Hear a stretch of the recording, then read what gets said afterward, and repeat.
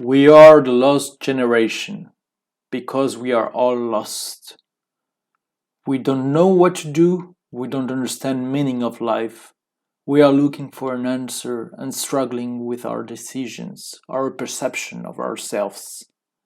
I speak for all of us when I say that it is time to put an end on this.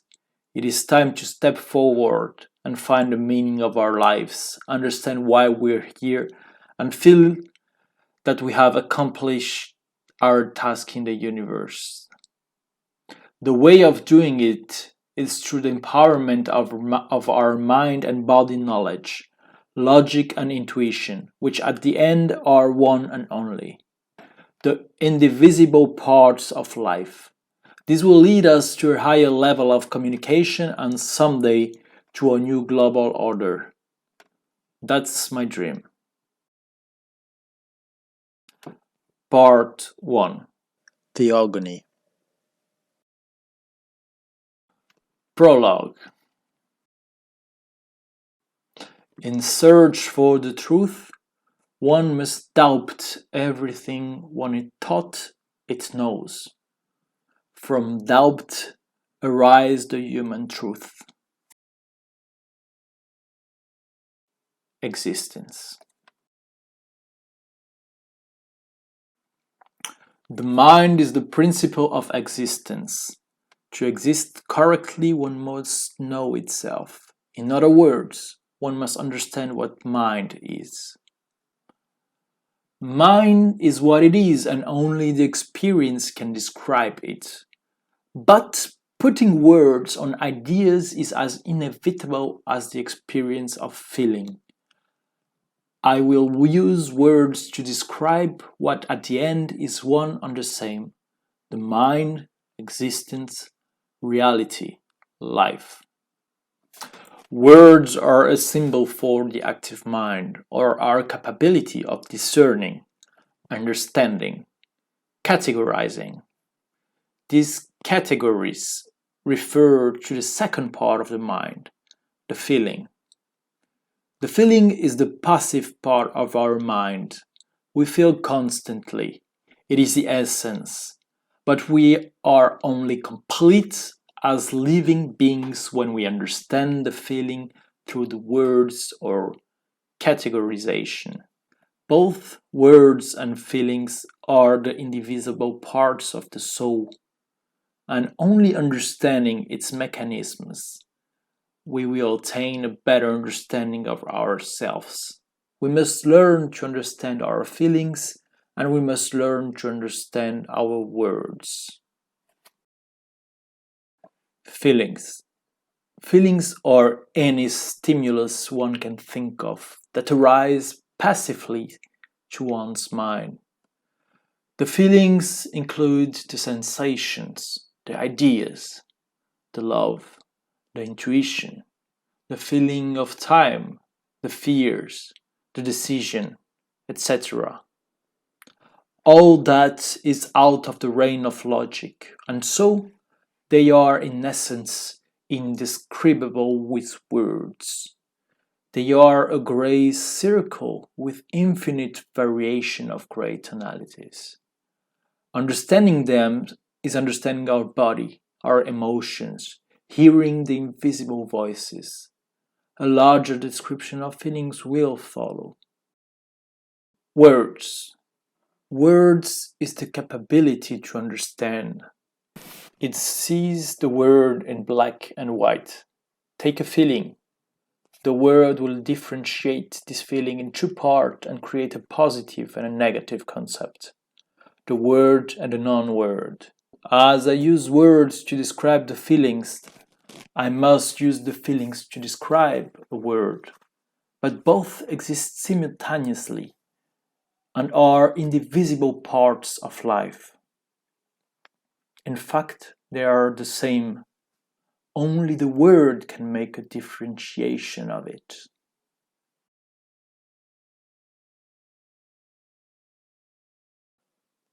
Now, take an apple.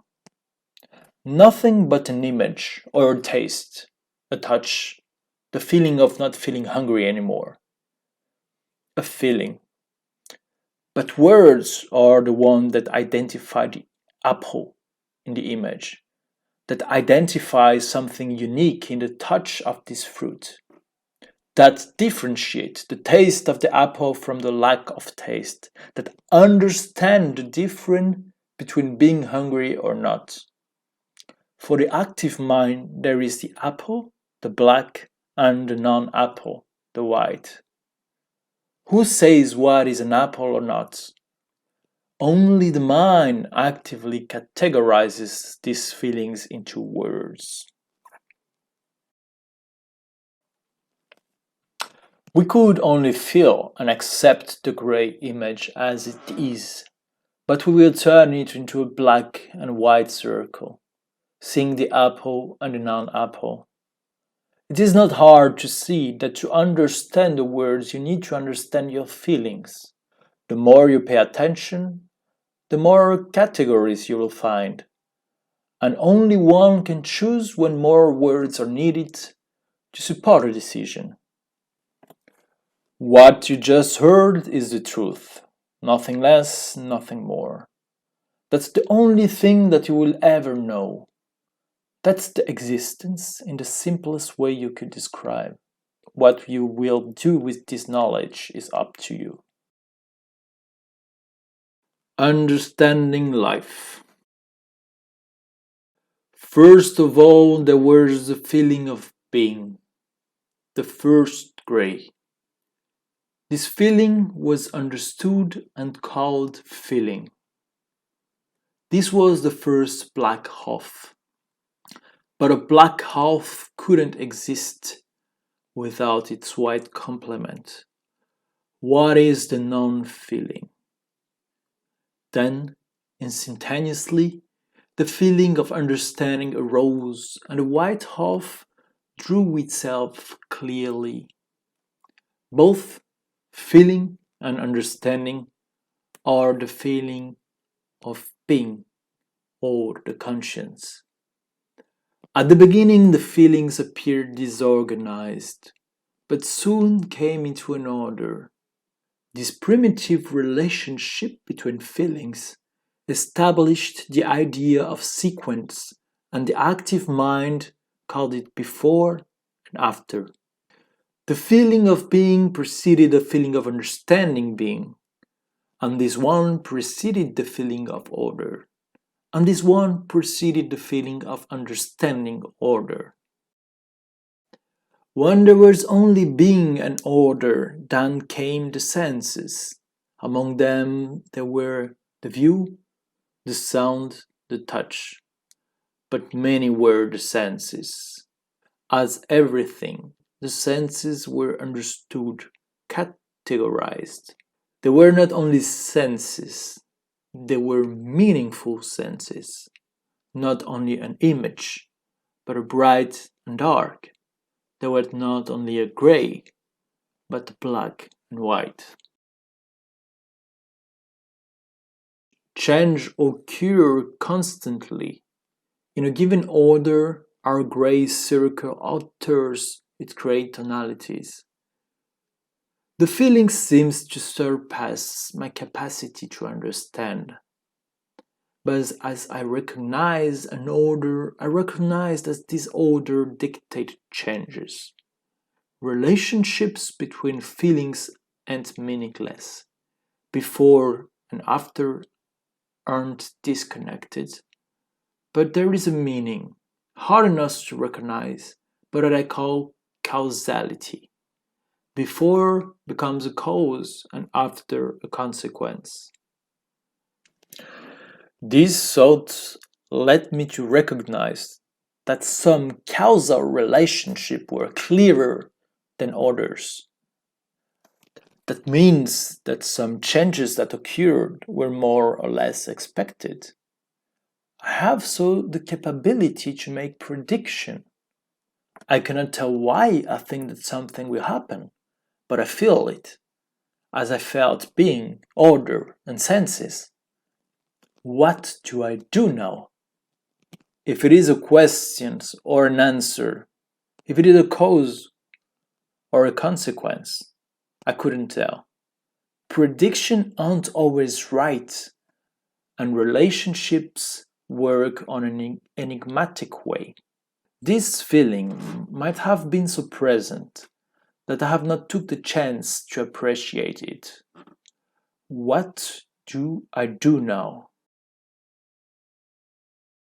Free will. To feel that I can do something means that I can control or influence the feeling that I will experience next. I could say that control is a highly accurate prediction, or that prediction is an expression of my free will. The dragon bites its tail.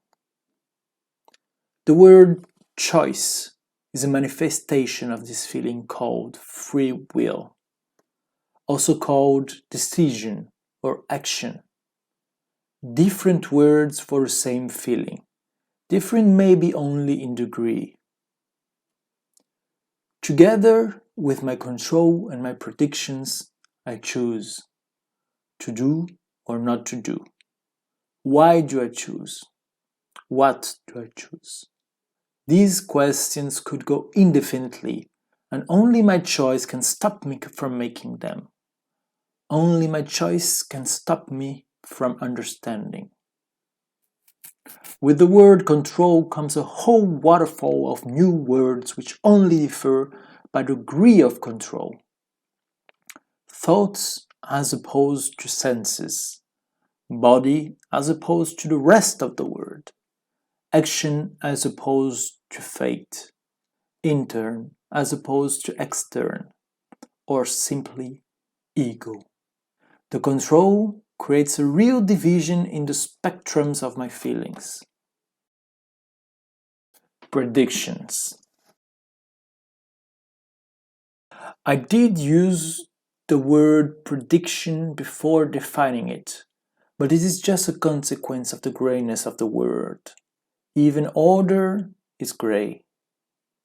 Although predictions are related to causality, I couldn't say if they are a cause or a consequence or a binding element in between. Perhaps senses, predictions, and choices are all cause and consequence at the same time, or none of these things. Perhaps it is how I would understand it. Do not forget that neither the cause nor the consequence is truly black. If the sense is a cause, then prediction is a consequence. If prediction is a cause, then choice is the consequence. If choice is a cause, then the sense is the consequence. Thoughts.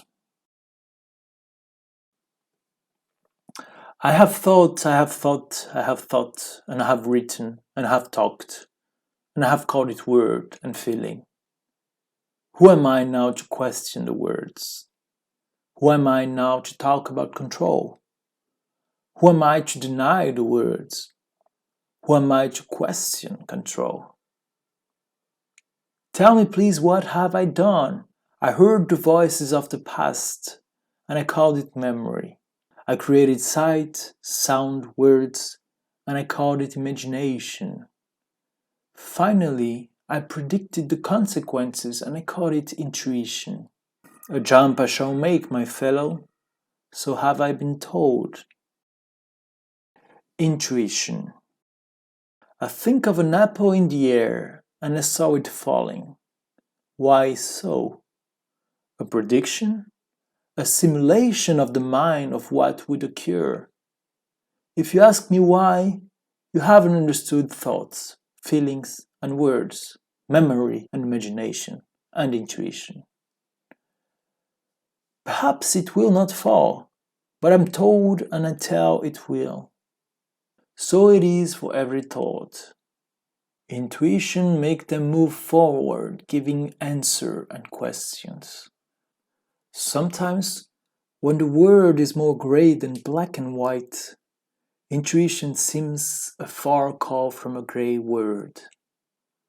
Other times, when the word is well defined, intuition seems a scream coming out of my throat, but never understand why. If I hear me screaming, and if I scream in my ear. Logic. Every moment is a unique combination of senses. It is a unique gray circle with infinite variations of gray tonalities. It is hard to predict the next circle, yet it is impossible not to try. I might want to predict at once the next circle, or I might try to understand this gray circle little by little, decomposing, understanding its grayness as many smaller black and white circles, and those again as small gray circles, until I cannot see the variations anymore. Logic is a sequence of basic intuitive predictions, a process that leads me to another kind of prediction. If I might gain some accuracy, I might also spend more time. Also, how I predict is a decision, and as any decision, it has a cost. And as any decision, the price is unknown. Yet, the choice is inevitable. Time versus accuracy. Would I predict more logically or more intuitively? This question has no answer other than the choice one makes, and one's choice, here often guided by intuition, would always lead to a great prediction. Logic and intuitive at the same time, as we understand and feel. A prediction that will never be only grey and timeless, nor an infinite black and white chain of predictions. The answer is the expression of one's choice, one's decision, one's particular response to this frightening, mind-freezing question. The question that has no other answer than one's lonely choice. What will I do? Belief and doubt. Choices are so hard to make and still so omnipresent. To better understand them, I would have to cross a line that I'm not willing to cross at this moment. I would have to enter the territory of the will. I want to say the first. The first decision is often how to predict. How logical or how intuitive am I willing to predict? A difficult choice with the same result. Uncertain predictions. Without crossing the line, I want to tell you about this choice.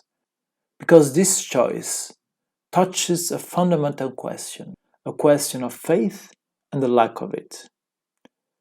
So is it because predictions are uncertain, and while we are struggling to choose, we are dealing a fight opposing our beliefs to our doubts.